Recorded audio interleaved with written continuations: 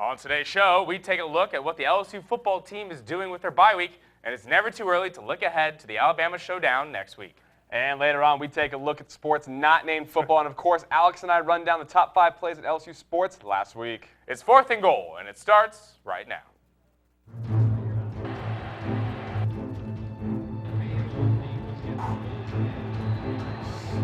Hey, Derek, do I have to do something?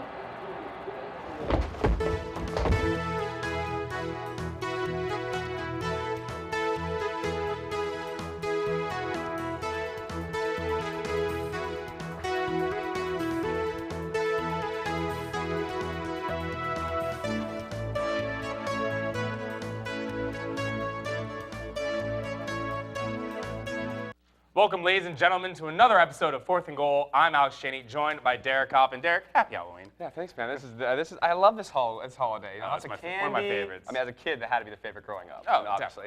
But we have a busy day today, Alex, as we get you caught up with the LSU football team during their bye week. Later, we discuss some sports that don't get enough attention at LSU, and of course, an exhilarating top 5 plays after that Ole Miss game. But first, let's dive into LSU football.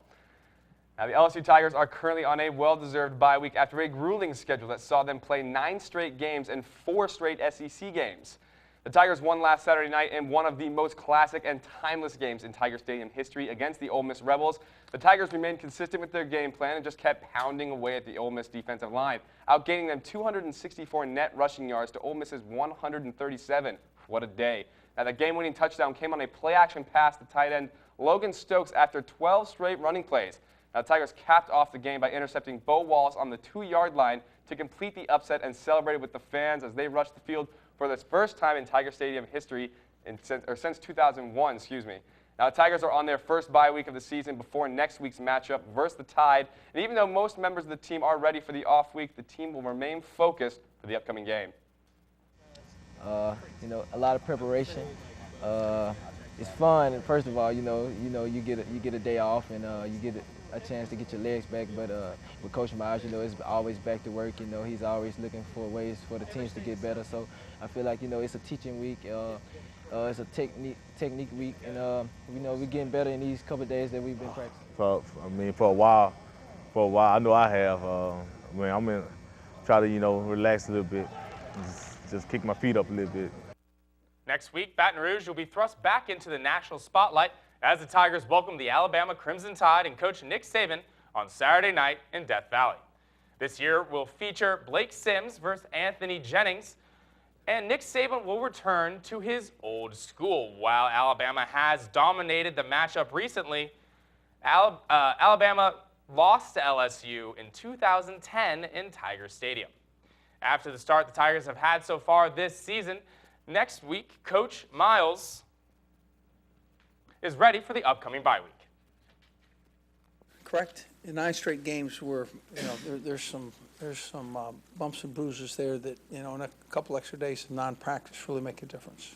So you get the back end of the season really with 2 open dates in the next 3 games, should be pretty fresh.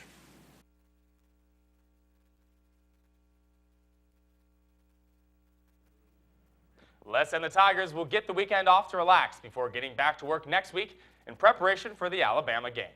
CBS announced during the week that they have tabbed the game for a 7 p.m. kickoff, and the game will be televised on CBS. Coming up after the break, we tell you which LSU team is currently riding an 8-game win streak. You won't want to miss this. We'll see you after the break. Popped up. Sandoval in foul territory. Giants win. The celebration has started, and for the trophy presentation here. Welcome back to the show. Now, Alex, we really have been spoiled over the past 2 weeks with LSU football playing so well, but at the same time, I gotta say, I'm glad to get a chance to go to some other LSU sports this weekend. That's right, Derek, especially with the volleyball team playing as hot as they are with an 8-game win streak, and the LSU soccer team having their home finale this weekend. There is plenty to see in all of LSU sports. Besides soccer and volleyball, the LSU swim and dive team has a meet this weekend, and Tiger TV reporter Cindy Garrell had a chance to talk to the team before they left for their meet.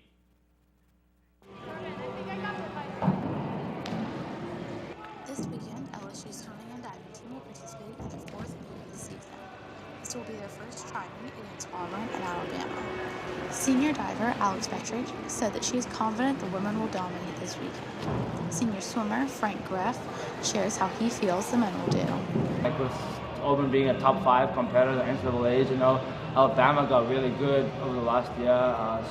And we got really good talent coming in too, came in this year, and I think the team overall is in a good place to move forward. And I think it'll be a good chance to see us for ourselves, like where we are in the SEC at the moment, and a good learning school for some of the younger athletes we have on the team to kind of see, okay, this is like welcome to the SEC, Thanks, Sydney, and good luck to the swim and dive team this weekend as they play Alabama in Tuscaloosa. Now, the LSU volleyball team has been on quite a tear so far this season as they look to continue their recent streak with South Carolina coming to town this weekend.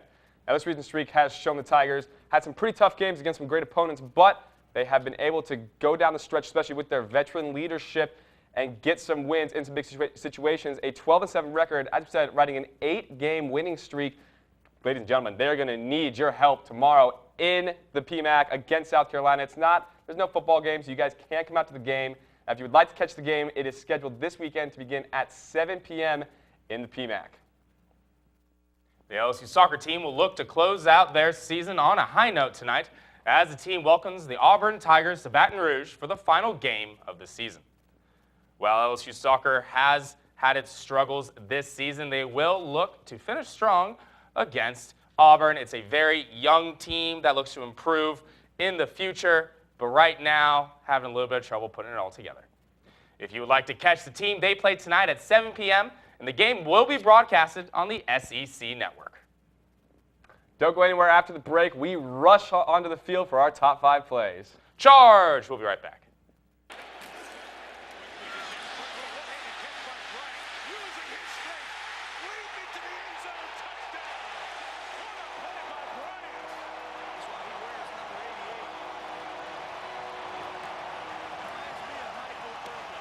Our main theme for the whole season, or our word, is compelled, and just fighting through like adversity and keeping positive attitudes even when we're frustrated, to just get through anything and just to look forward to the next play instead of dwelling on what happened before. But I think one that we'll be ready for. We've been okay on the road. We've played pretty well, and I think we weather the travel fairly well. And our group just adapts, and that's when teams are adaptable, good things happen at the end of the season. So hopefully we can continue this role.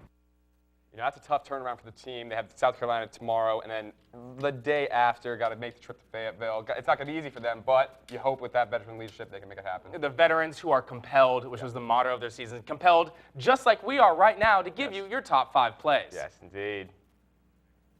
Coming in at number 5 is the only touchdown Ole Miss would get on Saturday night.